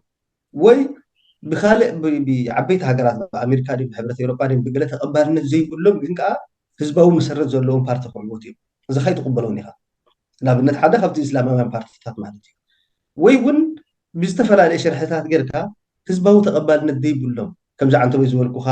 ኣብ ዲፊኒሽን ኣይደንቲቲ ዶ ናይ ኤልጂቢቲ መሰል ዶ ገለ ኮለለ ዝብሉ ብኣሜሪካ ንፉዓት ገለ ዝበሃሉ ግን ከዓ ባይታ ከዓኒ ምስቲ ህዝቢ ርክብ ዘይብሎም ሓይልታት ከተምፅኢኻ ስለዚ እዚ ትርጉም ዝበሃል የብሉን ተባሂሉ እዚ ክግበር እንተኮይኑ መጀመርታ ውሕስነት ናይ ዓዲ ይረጋገፅ ሰራዊት ሓደ ይኹን ፅባሕ ንኮን ኣብ ኩናታት ሕዚ ዘይወስደና ማለት እዩ ካልኣይ ነገር ኣብ ክንዲ መን ይምራሕ ከመይ ንምራሕ ዝብል ኣርእስቲ ክመፅእ ኣለዎ ተባሂሉ እዚ ክፍታሕ ኣይከኣለን 4 ዓመት ኣውቶማቲካሊ ናቱ ሪፍሌክሽን ናብ ህዝቢ እንታይ ኮይኑ ማለት እዩ ገሊኦም ክደናገፁ ጀሚሮም ምስ በሺር ከይትረክ ነቲ ግዜ ክናፍቕዎ ጀሚሮም ገሊኦም እንታይ ኢሎም او ما ابن السراويت انت رحيكا نظم اسلاميين انت رحيكا حتى من النت اذا عدب حدا جاي خاط سراويت انت رحيقو تهاجر بحدا خاط حميت الرأي من تبتي هذا دعم سريع تبعيلو دقافيس ناي سراوي زنبرس ناي جزار وسو حيل فتيو نتهاجر من تايتوا كانوا حيل تابون كم جرم كعبيو نت سراوي انت راح تنصلف تنكح بوليتيكا ما حجر مني كحلوة أو حدا جاه تفرس يا تعال لك كم زدبوب زخنا ካልኦት ሃገራት ከባቢታትን ክኽዳን ነቶም እስላሚን እንተ ደኣ ነፂልካ እውን እቲ ፖለቲካ ባላንስ ኣይሕዝን ምክንያቱ ኩሉ ናይ ከባብን ናይ ዓሌት ይኸውን ሓደ ወዲ ዝዛረቦ ዝነበረ ዝሰምዕ ነይረ ሕጂ ዓንተ ወይ ኢልካ እዚ ተሓሳስባ እዚ መብዛሕትኡ ፓርቲ ገለመታት እዩ ዝብለካ እምበር ኢልካ ናይ ቀባይን ናይ ከባቢታቶም እዩ ሓደ ሲ ኢልካ 60 ዓመት ኣብ ወንበር ናይ ሓደ ውድብ ይኸውን ንሱ ምስ መተው ኣቡ ይሕዙ ሕጂ እዚ ውድብ ኣይኮነን እዚ ውክልና እዩ ተወሰነ ከባቢ ማለት ስለዚ እቲ ህዝቢ እዚ ፅልዋ እዚ ገይሩሉ ዳተስ ሕጂ ብዚ ሰዓት እዚ ትሪኦ ኖርማሊ ኣብ ጎኒ ዳዕመ ሰሪዕ መኾነ ነይሩ ከምዚ ቅድሚ 4 ዓመት ተላዒሉ ተዝኸውን ዝኹነታት ምክንያቱ እንታይ እዩ ዝብል ዘሎ ሕሜቲ ኣነ ምስቲ ሲቪላዊ መንግስቲ እየ ሰራዊት ካብ ፖለቲካ ክእለ ኣለዎ እየ ዝብል ዘለኹ እዩ እዚኦም ከዓ እንታይ ይብሉ ኣለዉ ሰራዊት ክእለ እንተኮይኑ ካብ ፖለቲካ ሓደ ንፁር ፖለቲካዊ ፕሮግራም ይተሃነፅ ካልኣይ ከዓነ ሰራዊት ሓደ ይኹን حراي سراويت حدا كوخوي ግን ኣብ ውሽጢ 10 ዓመት ዳይናሚካሊ ኢና ክንከይድ ኣብ ሕጂ እዚ እንታይ ፈጢሩ እቲ ህዝቢ ምጥርጣራት ፈጢሩ እዚኦም ሽርሕኛታት እዮም ስለዚ በቲ ብኣንፃሩ ኣብ ጎኒ እቲ ሰራዊት ናይ ሱዳን ኩሉ ሰዓት እዚ ማለት እዩ ሕጂ ኣብታ ሃገር እቲ ተሓሳስባ ተቐይሩ ዋላ እቲ ሰውራ ከምዚ ዓንተ ዝብልኩኻ ከምቲ ዝጀመሮ ከምቲ ዝነበሮ ተሓሳስባን ዕላማን ኣይከደን ሕጂ ውድባት ዲም ተፈላለዩ ሓይልታት ብናቶም ኣረኣእያ ዘማእዝንዎ ኮይኑ ማለት እዩ እዚ እቲ ዝኸይ ዘሎ ተሓሳስባ ግን ሓንቲ ኩሉ ግዜ ክጠቕሳ ዝደላ እንተ ኣብ ህዝቢ ሱዳን ብጣዕሚ ስልጡን ፖለቲካ ዘለዎ ህዝቢ ምስ ከባቢና ኣብ ወረዳ ዲርካ ማለት እዩ ኣነ እዚ ወዲ ኣብቲ ፖለቲካዊ ሃዋህው ናይ ተዓዲ ስለዘይዓበየ ነዚ ሃገር ኣብ ከምዚ እትይዋ እምበር ኣብ ከባቢቲ ፖለቲካ እንተ ዝዓቢ ነይሩ ኣብዚ ደረጃ እዚ ኣይበፅሑ ኣሎ ምክንያቱ ክንደይ ዕልዋ ርኢና ኢና ክንደይ ሰውራ ተራእዩ ክንደይ ምቅያራት ናይ መንግስቲ ተራእዩ ብሱዳን ናብ ከምዚ ዓይነት ዘምርሐ ግን የለን ካርቱም ትፈልጥ ከም ርእሰ ከተማ 13 ግዜ መንግስቲ ተቐይሯ ንመጀመርታ ግዜ ጥይት ይትኮስ ኣሎ ካርቱም እዚ ከዓ ካብ ሓደ ነቲ ሃዋህው ዘይፈልጥ ካብ ሓደ በረኻታት ድመፀ ሰብ እዩ ነገራት እዚ ኣጋጢሙ ዘሎ ግን ከዓ ኩሉ ግዜ ብጣዕሚ ሓደገኛ እዩ እቲ ናቱም መፃፅኣ ዓበይቲ እምባራጦርያታት ብከምዚ ኣገባብ ተፈጢራ እዚ ታሪክ ዝዝክረም ኩሉ እያ ማለት እዩ ስለዚ ኣቃሊልካ ከም ሓደ ጓሳይ ነይሩ ከም ሓደ ሽፍታ ነይሩ ገለ ኢሎም ዝገልፁ ከናእስዎ ዝፍትኑ ሰባት እውን ኣለዉ እቲ ናቱ ዓቕሚ ግን ኣቃሊልካ ዝረአ ይኮነን እቲ ናቱ ካይዳ ከዓኒ ብዙሓት መሓዙት ወይ ናይ ረብሓ መሻርክቲ እውን ፈጢሩሉ ኣሎ እዩ ንኣብነት ሓደ ካብኡ እዚ ናይ ሩስያ ናይ ቫግነር ሓይሉ ኮፍ ኢሉ ዕደና ናይ ወርቅን ናይ ካልእን እንዳገበረ በዚ ምውሎ የዕጥቆ ገንዘብ ይህቦ ወርቂ ከዓ ልዕሊ 30,000 ቶን ከባቢ እዩ ዝኸይድ ኢሎም ናብ ሩስያ ማለት እዩ ሓይሊ ምርኻብ እውን ብጣዕሚ ብዝኾነ ናብ ናይ ኤርትራ ወገን ክንከይድ ኢና ሕጂ ኣብ ኤርትራ ከም ዝፈልጦ እቲ ሓደ ስርዓት ሓደ ሰብኣይ ኮይኑ ን30 ዓመት ፀኒሑ ኣሎ ህዝቢ እንታይ እዩ ክመሃር ዝግብኦ ኣብ ኢትዮጵያ እውን ናይ ስርዓት ምቕያር ነይሩ እዩ ብዝሓለፈ ዓመታት ኣብ ሱዳን እውን ከምኡ እንታይ እዩ እቲ ኣናብባ ዘሎ ኣብ ኤርትራ እንታይ ክኸውን ዝግብኦ ማለት እቲ ህዝቢ ሲ እንኳዕ ደኣ እዚ ደም ፍሳስ ተኽስወት ተኽሲ ኣይሰማዕና እምበር ፅቡቅ ኢና ዘለና ድዩ ዝብል ዘሎ ከምኡ እንተድሕሪ ዝብል ኣሎ ኮይኑ ከቁንዑ ድዩ ህዝብታት ኣብ ገረባብትና ዘለዉ ሲ ዝኸፍሉ ከፊሎም ነቲ ፀቃጢ ዝኾነ ስርዓት ይልውጥዎ ኣለዉ ምስ ተለወጠ ብዛዕባ ዘሎ መስርሕ ናይ ምስግጋር መንግስቲ ከዓኒ መስዋዕቲ ከፍሉ ኣለዉ ግን ኣብ ዝብፃሕ ክበፅሑ እዮም ንሶም ይሕሹ ካባና ድዩ ዝብል ዘሎ እንታይ ዝብል ዘሎ ኮይኑ ስማዓካ ንዓኻ እንታይ እንተበለየ ከዝሓይሽ ብከምዚ ቀስ እንዳበለ ሞት ቀስ እንዳበለ ጥፋት ቀስ እንዳበለ ፅንተት ድዩ ክረአ ዘለዎ ዋላስ ስጉምቲ ወሲድካ ለውጢ ክረአ እዩ ዝግብኦ ኢልካ ተኣምን ኣብዞም 3 ነጥብታት ኣበየናይ ፀቂጥካ ትዛረብ እንታይ ትመክር እንታይ ሓሳብካ ተካፍል ንህዝቢ ቴንኪዩ ሽሻ ክልተ ዓይነት ኣረኣያ ይደሎ ሕጂ ሓደ ብህዝቢ ኤርትራ ክንጅምር እንተኮይንና ህዝቢ ኤርትራ ኣስለን ካብዛ ሕጂ ሱዳን ዘላቶ ያ ካብ ሶርያ ዘላቶ ሶማል ዘላቶ ዝሓይሽ ኩነታት ይነብር የለን ሰብ ብዛዕባ ሞት ጥራሕ ኣይኮነን ሞት ይተርፍ ሞት እኮ ሰበብታት ተፀሓፈቱ ዕለት እዩ ዝመውት ደቂ 17 18 ዓመት ኣብ ብርኮም እንዳስተንፈሱ መትሉ ስለዚ ሞት ኣይኮነን እቲ ቀዳማይ ሕቶ ወዲ ሰብ ምስ ክብረቱ ኣሎ ዶ እቲ መሰረታዊ ዝመፅእ ከም ሰብ ይኸብር ኣሎ ዶ ከም ዜጋ ብዓዱ በቲ ንሱ ዝሓስቦ በቲ ንሱ ዝደልዮ ክነብር ይፍቀዶ ኣሎ ድዩ ስለዚ ናይ ክብረት ሕቶ እዩ መጀመርታ ንክብርካ ማዕረ ክንደይ ዋጋ ትህብ ንሱ እቲ መንነት ናይ ሓደ ሕብረተሰብ ስለዚ ምስኡ ተተሓሒዝናዮ ህዝቢ ኤርትራ ናይቲ ስርዓት መሳርሒታት ኣለዉ ሓይልታት ኣለዉ رأي وبلو ني إرترا تقوم حجيو إرترا يا سلام زلا أب مدربة زلا تجردا دي جرز بحر عين تزرار بس من يرد محل تيك توك دي قال حجي رأي وسوريا رأي وقلي كاب زجر مكا سومال 3 عامات بينات نيرا نهي سومال كنا 3 عامات زنبرا ني إرترا نهي مدرن سماي 3 عامات كنا تخيلت بلا كارلو عراق إسرائيل قلنا عامات بيبي مسائلات تدبدب مليونات سبز متعدي ግን ከተወዳድሩ ከለካ ምስ ኤርትራ ዘራኸብ ነገር የብሉን የመን እዚኣ ሕጂ ብፈጫት ሰትየት ብ20 ገደና ሃገራት ዝሓለፈ 6-7 ዓመት ምስ ናይ ኤርትራ ኩነታት ከተዛምዶ ይትኽእል ኢኻ ኤርትራ ሓንቲ ተኣምር ጥራሕ አይደለም ኤርትራ እስያስ ተኣምር ገይሩ ተኾነ ሓደ ተኣምር ጥራሕ ገይሩ ንሱ ከዓ ንኤርትራ 360 ዲግሪ ዓፅዩ ስልጣኑ ይሕልል ካልእ ተኣምር የለና ኤርትራ ነዚ ከም ዓወት ከም ውሕስነት ናይ ስልጣን ናይ እስያስ ከም ዓወት ከም ብልጫ ከረዱና ዝፍትኑ ሓይልታት ተቃልሙ እዚ ኩላትና ክንምክቶ ኣለና ህዝቢ ኤርትራ እዚ ኮነ ዝግብኦ ህዝቢ ኤርትራ ካብቶም ቀዳሞት ንስለ ክብሩ ንስለ ናጽነቱ ንስለ ሃገሩ ኢሉ ልዕሊ ዓቕሙ ዝኾነ ዋጋ ዝኸፍል ሕብረተሰብ ስለዚ ዋጋ ዝኸፈልካሉ ነገር መፃወቲ ናይ ውልቀ ሰባት ክኸውን ከሎ ስኢልካ ክትርኢ የብልካ ከምቲ ንስኻ ዋጋ ዝኸፈልካዮ ንናጽነቱ ዋጋ ዝኸፍሉ ህዝብታት ክትርኢ ከለካ ከዓኒ መህደዲ ደይኮንካ ክትገብሮ ዘለካ ክብሪ ሂብካ እንደገና ንስኻ እውን ክብርካ ዋጋ ክትከፍል ከም ዝግባእ ትመሃር ኣለካ ካልኣይቲ ኣብዚ ኩሉ ግዜ ክንሪኦ ዘለና ኣነ እንታይ ዝብል ምስለካ እቲ መንእሰይ ይወሳድ እቲ ናይ መንእሰይ ኣተሓሳስባ እዩ መፃኢ ናይቲ ዓዲ ዝውስኖ ማለት እቲ መንእሰይ ኣብ ውልቃዊ ሂወቱ በቲ ውልቃዊ ዝረኸቦ ንኣሽቱ ፋሲሊቲ እንታይ ካትብሉ ማለት እዚ ተረጋጊኡ ተቐሽሹ ብኡ ዓጊቡ ጠጠው ክብል እንተኮይኑ ጥሙሕ ጠጠው ይብል ማለት እዩ እቲ ዓቢ ኩሉ ግዜ ኮንፊደንት ይኮነን ምክንያቱ ዓቃባዊ ዝኸውን ولا بجزء ناي سوبر حجي نتوم من إسياد نتوم عبيت بزح التبع عمين أمر مهنياتو نصو بتمكرنات يزقم مكان بس بحج زلوا بعد ما خاف نديك نبري كتعود مش جمر كاجن يرأي وتغير كم تقول مو مديشين كارج من كمان سلازم إحنا توم عبيت في جرف دلو دي ما بقدر دلو نساتهم قايد كوبرنا هنصدق أنا أنت إذا بدو كتير من إسي إزي أبا بيتوبيا تخفل واقع أبو السودان زخفل دلو كهذا لازم تزيد دنيقو لو تخبر رايك كقالس ولا يكلم بخاله وجن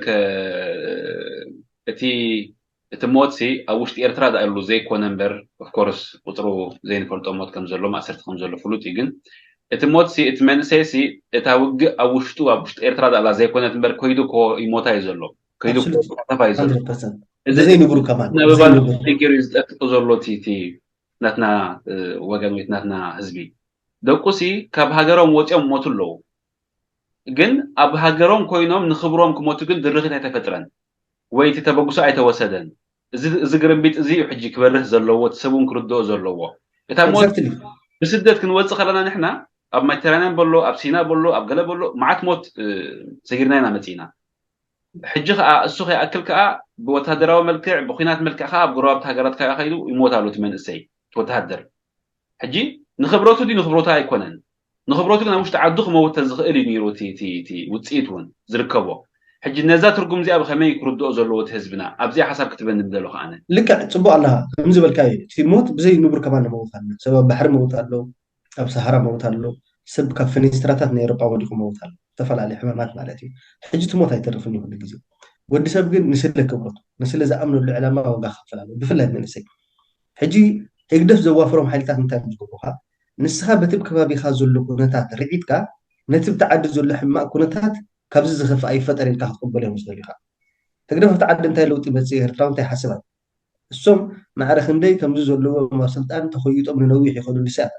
ተሓሳብ ናቶም ስለዚ ኣነ እንታይ ዝብል ዋላ ብዚ ኢትዮጵያ ዝተገብረ ዝሓለፈ ዓመታት ዋጋ ናይ ሓደ ዲሞክራሲ ይኮነካ ኣብ ሱዳን ዝኸይ ዘሎ እውን ተመሳሳሊ ሓደ ሕብረተሰብ ንክብሩ ስለቲ ዝኣምኑሉስ ዋጋ ክኸፍል ኣለዎ ንክብርነት ተቐበልቲ ኮንካ እስኻ ናይ ምቕያር ብቕዓት የብልካን ካልእ ዋጋ ዝኸፍሉ ሰባት ኩሉ ግዜ ሕልሚ ዘለዎም ራእይ ዘለዎም ዕላማ ዘለዎም ሰባት እስኻ ሕልሚ እንተደይብልካ መጻእ እንት ይብልካ ተስፋ እንት ዘይብልካ ኩሉ ግዜ ንዘለኻዮ ኢኻ ትቕበል ማለት እዞም ሆምለስ ዝኾኑ እንታይ ድዩ ኣብ ጎደናታት ዝሓድሩ እታ ዘለዎ ኩነታት ስለ ዝቕበሎ ክቕይርዋ ስለ ዘይደልዩ ምስ ጥዕንኦም ምስ ገሊኦም ሕጂ ንሕና ከም መንእሰያት ካብ ምስ ዕድሜና ምስ ዕድልና እንኮለና ማለት እዩ እሞ ህዝቢ ኮለና ሃገር ኮለና ነቲ ተፈጢሩ ዘሎ ኩነታት ክንቅበል የብልና ንዑ ንምቕያር ኢና ክንቃለስ ዘለና እዚ ዝተፈጠረ ኩነታት ንቕበል ትድኸውን ዳስማዕ እስኩ ንሕና ምስ 70-80 ህዝቢ ኢትዮጵያ ኩናት ተኸፍት ኢኻ 2 ሚልዮን 3 ሚልዮን ዘይጣቀል ሕብረተሰብ እሞ ሓደ ዘይት ንሕና እኮ ሓረስቶት ጓሶ ዝጀመርዎ ሰውራ እኮ አይደለም ንሕናስ ትምህርቲ ንካልኦት ንኸውን እምበር ንሕና ናይ ካልኦት ተለቃሓይ ትምህርቲ ክንኮን ኣይመተገበን ነይሩ ብሰዓት እዚ ኤርትራ ከዓ ከምቲ ዝኸፈረቶ ዋጋ ከምቲ ዘበለቶ ኣብነት ናይ ካልኦት ክትከውን እዩ ዝግባእ ነይሩ ብሰዓት እዚ ተለይ ኮይኑ ጌና ተምሃሮ ናይ ዲሞክራሲ ናይ ናፅነት ኮይና ንሕና ፊሮም ወረቐትን ክንሕዝ ኣይመተገበን ነይሩ ስለዚ እዚ መንእሰይ እንታይ ከኣምን ዘለዎ መጀመርታ ካብቲ ኔጋቲቭ ዝኾነ ዓይነት ኣተሓሳስባታት ክድሕቕ ኣለዎ ተስፋ ክህልዎ ኣሎ ኣብ ነብሱ እምነት ክህልዎ ክኽእል ኣሎ ኩሉ ግዜ ብዛዕባ መንእሰይ ሳሓን ፅበ ትበሃል ኣላ መንእሰይ ምስጢር ናይ መፃኢ እዩ ተስፋ ከዓ ናይቲ ሕብረተሰብ ኩሉ ግዜ እቲ ሕብረተሰብ ዋላ ንዓኻ ክንውላዶም እንትሪኦም ቆልዓ ከለዉ ኣቦኻን ኣዴኻን ንምንታይ ኣብ ሓለፋ ድገብሩልካ ቢኮዝ ተስፍኦም ኣባኻ እዩ ፅባሕ ንጎ እንታይ ተቕይር እንታይ ተመፃኢ ይፈልጡን እዩ ኩሉ ግዜ እቲ ምስጢር ናይቲ ዝመፅእ ዘሎ እዋናት ከዓ ኣባኻ እዩ ንስኻ እንታይ ዓይነት ሰብ ትኸውን ሕጂ ፅቡቕ ዘሎ ኣብ ገነት ዘለዉ ዝመስሎም ሰባት ኣለ እዚ ሕጂ ዘሎ ወለዶ ግን ፅባሕ ንጎ እንታይ ሒዙሎም ይመፅእ ትፈልጦ ነገር የብሉ መዓት ሒዝልካ እውን ክመፅእ ክእል ሓደ ሙት እንተኮይኑ ማለት ወይ እውን ሕጂ ብድኻም ደሎ ዓለም ዝረስዐቶም ሕብረተሰብ ኣለ ነዚ ወለዶ ብተስፋ ይርእዎ እሞ ምስጢር ናይቲ መፃኢ ከዓ ኩሉ ግዜ ኢድ ስለዚ እዚ መንእሰይ ኣነ እንታይ ዝብል በቃ ነዚ ተፈሪዱና ዘሎ ኩነታት ክንቅበል የብልና ብኣንፃሩ ንዕኡ ንምቕያር ኢና ክንቃለስ ዘለና እንተደይ ኮይኑ ብሞት ብሽግር ብግዝያዊ ገለ እውን ተተሃዲድካ ኣነ ክነግረካ ሕጂ ኣስመራን ካርቱምን ተወዳዲርካዮ ኣብ ኣስመራ ሓደ ሚእታዊት ናይቲ ኣብ ካርቱም ዘሎ ፋሲሊቲ ድዩ ካልእ ነገራት የለን ካልእ እንዳተካየደ ክሳብ ሕጂ ኢንተርነት ኣሎ ቴሌፎን ኣሎ ሓበሬታ ኣሎ ህዝቢ እንቀሳቀስ ይበልዕ ይሰቲ ብዛዕባ እቲ ሞትን ብዛዕባ ገለን ዝሻቀሉ ኣብ ፈቆዶ ቦታታት ኮይኖም ዘእብዩ ሰብ ክሕግዙ ዝጓዩ ሰባት ትርኢ ከምዚ ዓይነት ሩሕ ዘለዎ ኣሎ ምስመራ ጎደና ስኢልካ ስለዘደለይ እንተልካዮ ማዕበል ጥራሕ በይኑ ተሳኢሉ ሪኢኻ ኣዝዩ ዝሕዝን እቶም ኣዝዮም ቁንጣሮ ብመንገዲ ኣርቲስት ዝበልዎም ብመንገዲ ገለሞያ ዘለዎም እዮም እቲ ኢንተርነት ኣክሰስ ዝጥቀምሉ እሶም ከዓ ፕሮፓጋንዳ ናይቲ ስርዓት ንምስላጥን ንምክንዋንን እዮም ዝጥቀምሉ ዘለዉ እሶም ከዓ መግለፂ ናይ ኤርትራውያን ኮይኖም ዘለዎ ኣብዚ ግዜ እዚ እሶም እዮም ንኤርትራ ዝገልፅዋ ዝተፈላለየ ምርኢት ዝተፈላለየ ዲዛይን ዘለዎ ኣብቲ ናይ ዩቱብ ቻነላት ምስ ኣቕረቡ ኤርትራ ፅቡቅ ከም ዘላ ምሲሎም እዮም ዝነግሩና ዘለዉ ኣብ ደገ ዘይነብርዎ ናብራ እኳ ናቶም ተቐቢሎም ዘጋውሑ ከዓ ኣለዉ በዞም ቁንጣሮሲ ናይ 3-4 ሚልዮን ህዝቢ ኩነታት እዩ ተጠሪዙ ዘሎ ብከምዚ መጠረዚ ተገይሩሉ ዘሎ እዚ ሓደ ካብ ዝሕዝን ምዕራፍ ናይ ዘለናዮ መድረክ ማለት እዩ absolutely ረብሓ ክረኽቡ ክብሉ ሚልዮናት ሰባት ብጥሜት ብሕማም ብካንሰር ብዝተፈላለየ ከዓ ዝሳቀዩ ኣለዉ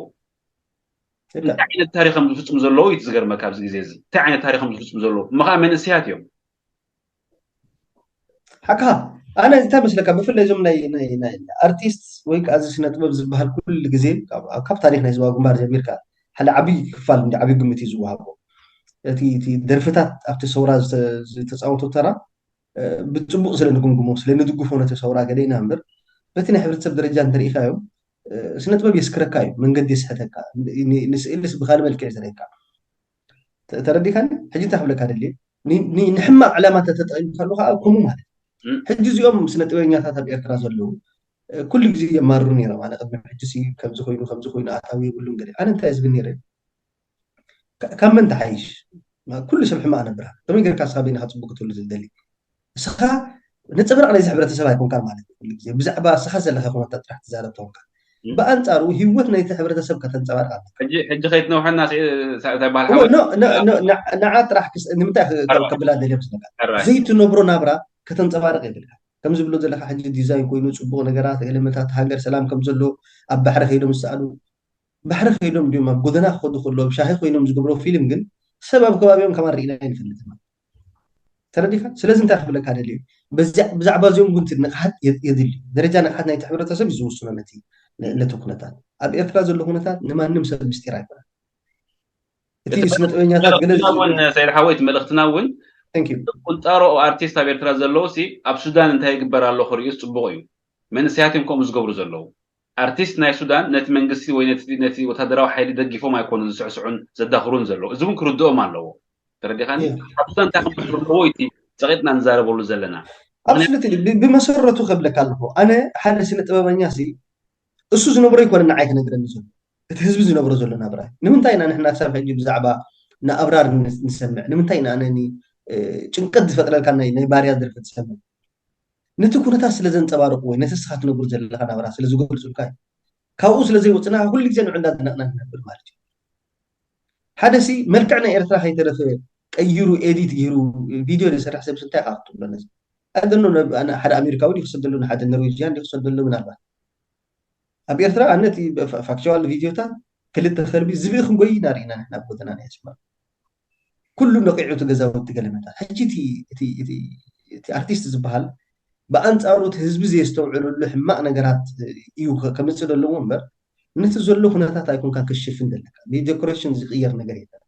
ተረዲኻ ዝቕየር ተዝኸውን ንሳቶም ኣብ ዝሓምሉ ሕማቕ ኩነታት ዝወጥቅሉ መፅኦም ዝልምኑኻ ማለት እዩ طيب تدنقو زلخا نابرا ንምንታይ ኣብኡ ግን ክትነብር ዘይትኽእል የለን ያ ገሊኦም ደገ ኸይዶም ሕከሙ ገሊኦም ሕከሚኦም ይልምኑ ገሊኦም ገዛውቲ ክሳብ ዘይብሎም ገዛ ስለ ዘይብሉ ኣባር ንሓድር ኢሎም ዝዛረቡ ገለ ትርኢ ተመሊሶም ከዓኒ ነቲ ኩነታት ዘድንቁ ነቲ ስእሊ ኣጋኒኖም ከም ፅሑታት ዝደልዩ ሰባት ካለው ስለዚ እዚ ንቡር ኣተሓሳስባ ክመፅእ እንተኮይኑ ንሕና ክንምህር ኣለና ሻሃብ ልክዕ ከምዚ ሕጂ ትገብራ ዘለካ ሰብ ኣብ ደገ ሰብ ከመይ ይነብር كماها نحن السودانيين وسيحوي نعي بحبري بجلس حديث بس إثيوبيا ونعيز مس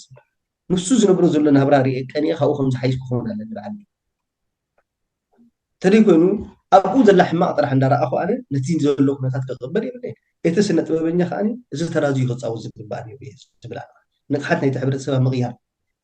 درفتسي أبي إرترا كبسو ساتات بوليتيكا ونقحت بقى هنا حزب إرتاس بدرفي مسيو بوسط الزغمان بمستيراوي قالات مالتي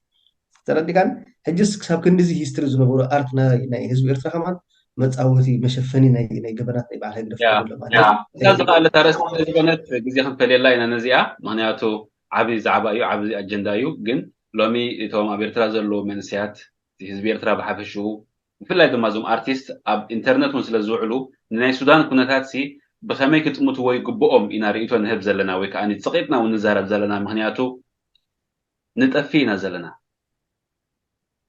طبعا نقول هاجر علاتنا دا يبلنا عين فلتن بخمسين خدو زلنا اللي حكيتنا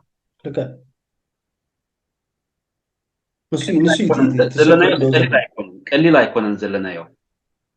كابز زلنا تبقيسنا كنهلو نحرق ميتنا يوم أني تحت زيروي نايزي مهلا وحطو يزولو بقدمينا مالتي زي بعتب كالرئة زلو إلى يزأمن تي تناي يقدر فتا حساس واقعي تنكو هندل أمون قزر بخي عتي كأغرتها كبير اللي ناي سودان كنا تاتي نابزيتي نازلو مهار سلزلنا كنرداء سلزلنا أمتى بخال أنجلو كريو سلزلنا إنا تغيطنا نزارب زلنا هذا ما خنقبرينا أغرتها كبير اللي إذا زعبازي خارج زي خنمساينا thank you تقبل زبهر خنقبرينا أبزي قزيزي كارنتلي حجي انتهى اللو بسودان انتهى كمتس يخل إلكا كاب زنبب كاي خاطر عزو بزق أنخا خاطر معلتا وانتو بزل خاطر انتهى انتهى كمتس يخل thank you حجي زي كنتات ناي السودان لو ما حمشاي معلتيو كاب قدام جميرو كاب حجي I think خباب 287 سبات هيو تمشينا مع بزي كنتات لعلي شحن شو من 200 سبات كاتو بديو مالو توكينات مجمرتا اب استراتيجيكاوي نتبتات زبروي تجميرو نيرو لابنت اتي ديليت ناي بعل دعم السريع بزنا حميتي سراويت اي ثينك تي استراتيجيكاو بوتاتات نايتي منغستاو تكالات حيسكا لابنت حيل اير نيرو هب مروي زبحال كنفرتي ناي وقيلي انتفرالي زلوو كومون معرفو نفرتي ناي كارتون تزعبي بيت منغستي كومون بيت صحفة نايتي سراويت مالتي نزي حيسكا كالوت ونب كالوت كبابي زلوها كما عدنا نيالا دي جنينا بوتاتا هاريم كان نعو كنترول جيركا نهجزار اسخا منغستي من واجيليو بدحريو نتسخا زفطركايو دي فاق قبولو دلوات زخونو محازوت قالو مالتي بزحات هاجرات زخونتاتكم بزي صبيلو زيتي علامات زي نبرو خوين زمسل بزي تخطير زلو سيدي ذاتس واين تايو وحدات اقدس بوتاتاتي توكينات نيروفت مجبرتا لابنتا وش تكارتون اب اندرومان ዝበሃል እዚ ናይ ሚድያ ኮርፖሬሽን ሰንተር ንሱን ሓደ ናይ ብርጌድ 21 ዝበሃል ኣወሃሃዲ ነይሩ ናይ ኩናት ንዑ ንምሓዝ ኩናት ነይሩ ካልኣይ ኣብ ባሕሪ ዝበሃል እውን እዚ ካርቱም ትፈልጣ ኢኻ ሰለስተ ሸነኻት እዩ ሰለስተ ዞባታት እንድርማን ዝበሃል ኣሎ ካርቱም ባሕሪ ዝበሃል ኣሎ ካርቱም ቃ ዝበሃል ኣሎ ማለት እዩ ካርቱም ሕጂ ኣብ ባሕሪ ከዓኒ ክብር ኣሎ እቲ መሰጋገሪ ድልድላት ኣሎ ንዑ ከዓ መሓዝ ነይሩ ማለት ነቲ ምንቅስቃስ ንምቁፅፃር ተባሂሉ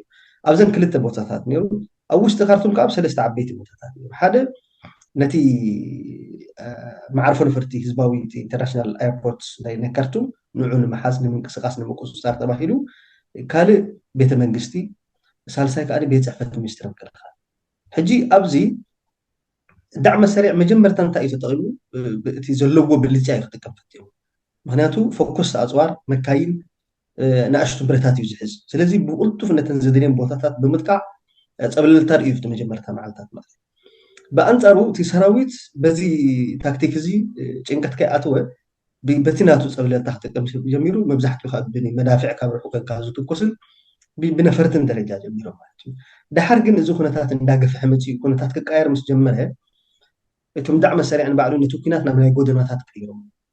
ንእግረ መንገድና ሕጂ ሓበሬታ ክንህባ ንደሊ ብዝ እንታይ እዩ ኣብ ካርቱም ካብ ትማሊ ጀሚሩ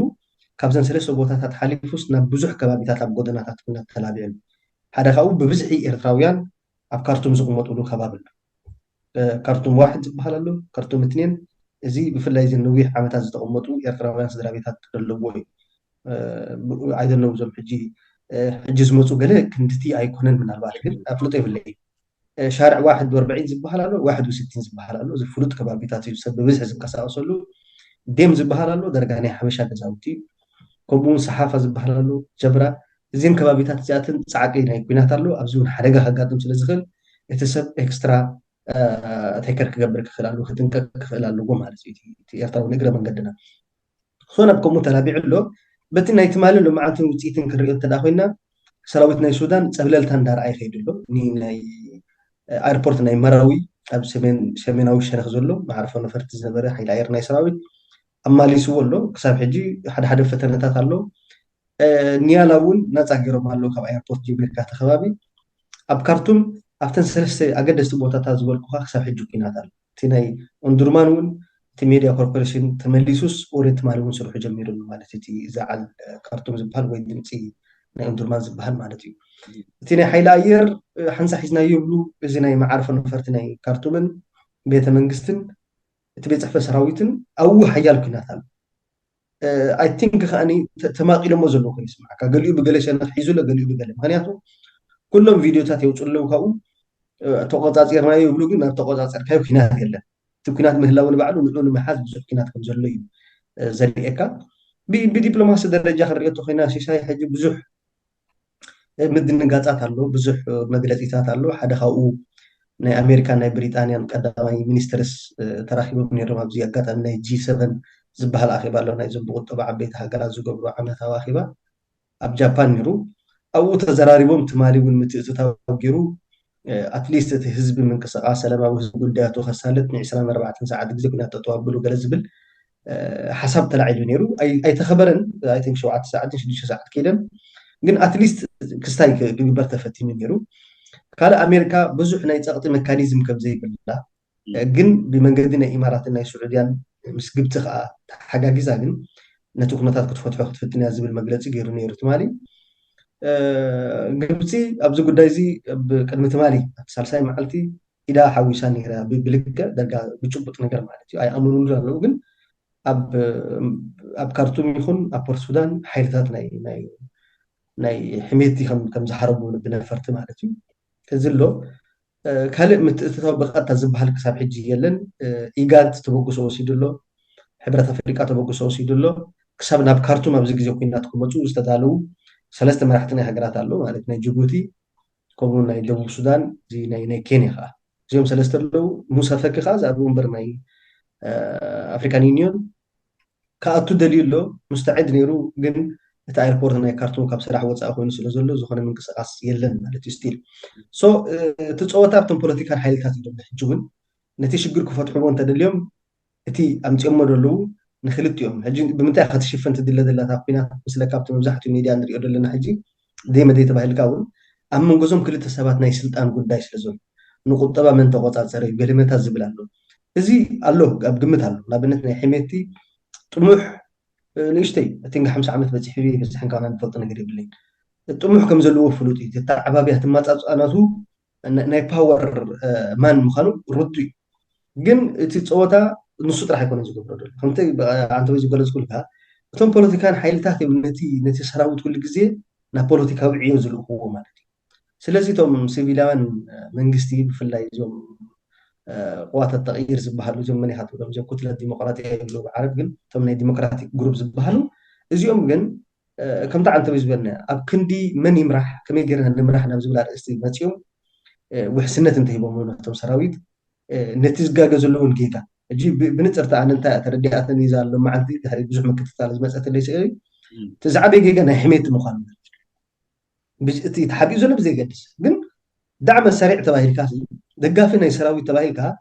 رؤوس زخ على سراوي تكتفدر وكل خانة سراوي تبكل تخط مولد الله بو درجة خانة البوليتيكا نتحقرن أبكل تتمغل الله خانة تحقر كان خلو ورارات من كل عقوق خير حاجتو كناس للتناوي حنا بنت نيزوت سيد برهان سراويت كاب الشفقة سحيبه ماله مين بإثيوبيا مريت تحت مال سيلا همزي هجي كنا تخفت تقول هجي فوتنا قريب من مالتي بسراويت بمولو خمسة حبالو تباهيلو أما برعنا السودان واحد سراويت له أو خالق على سخ جمر خلنا أوريدي ثم أي الحوسين الناس بيقولوا خطة قربات الحجي زيت يزلوا حفيشة وسيلي هو زيادة خا كليكاتاتو لينا هو إذا تبلم زلها أنتتات وي تخلطات أبقت على خنري أمينة صاب حجي بزعبا زلو كم زي جلس كايو مخانو أوريدي سمعت وانت خذتي لهم ملو ثانك يو وكان يرتراها تزلو ترجم وي تزلو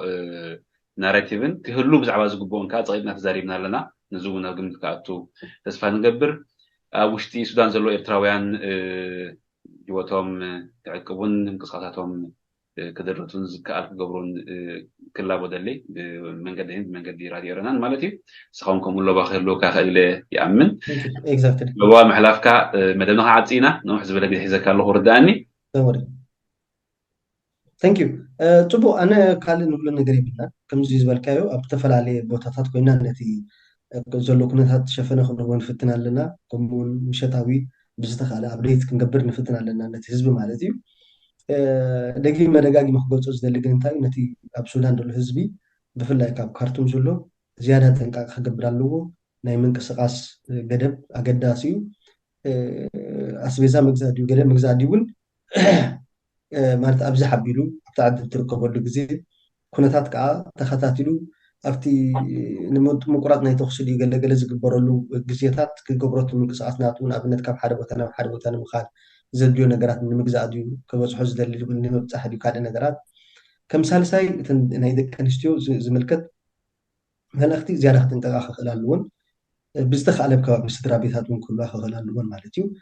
ምክንያቱ እንታይ መስለካ ሕጂ ብዙሕ ፀገማት ዘጋጥም ዘሎ መዓት ሆስፒታል ዝተዓፅዩሉ መዓት ስርቅን ዘመተን እውን የጋጥም ኣሎ እዚ ናይ ሕሜቲ ሰራዊት እውን ቅድሚ ሕጂ ኣብ ዳርፉር ዝገበሮ ብዙሕ ዓይነት ናይ ደቂ ኣንስትዮ ዓመፃት ክስታት እውን ስለ ዘሎ ከምኡ ነገራት ከጋጥም ይኽእል እዩ ካብኡ ጥራሕ ዘይኮነ እውን ካብቲ ሰራዊት ናይ ሱዳን ከምኡ ክህሉ ይኽእሉ እዮም ማለት ኣብ ሓደ ዓዲ ክራይሲስ ተጋጥም ቁልውላም ተጋጢሙ መን የጥቅዓካ መን ይጎዳእካ ይትፈልጥን ኢኻ ስለዚ ተን ደቂ ኣንስትዮ ዝያዳ ጥንቃቐ ክገብራ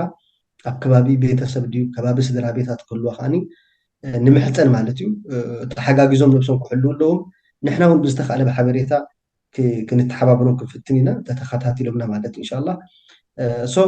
በዚያ ተኣክል እያ ዝበልከ ካልእ ኣርእስታት ካብ ካልእ ኣጋጣሚ ክንዛተየሉ ንኽእል ኢና ደጊመ ከዓ ነቲ ዝሃብካልና ዕድል ከመስግን ደሊ ንዓኻን ከምኡውን ራድዮ ኤርትራ ማለት እዩ أنا أزي مسكنا كاسعي توكاس التي نوع عمتات نقول قبل تصنع خان فتات تكتبر كتب تصنع خابركتو نسلح جون جزي خذاب كاني أزي مسكنا كاب كرابا جزي زعباز قداك كن راح تصفى قبر أبديت كن قبرنا تزرلو كنا هات كن قلتو حزبنا وكسمعوا مالتي وتصفى قبر حزبنا خاب 5 قلتو صنعنا كردو أمو تي مشتي أبتراز له كنا هات صغير له من قدي كنادي وانت تصفى نقبر يغني اللي ثانك يو This makes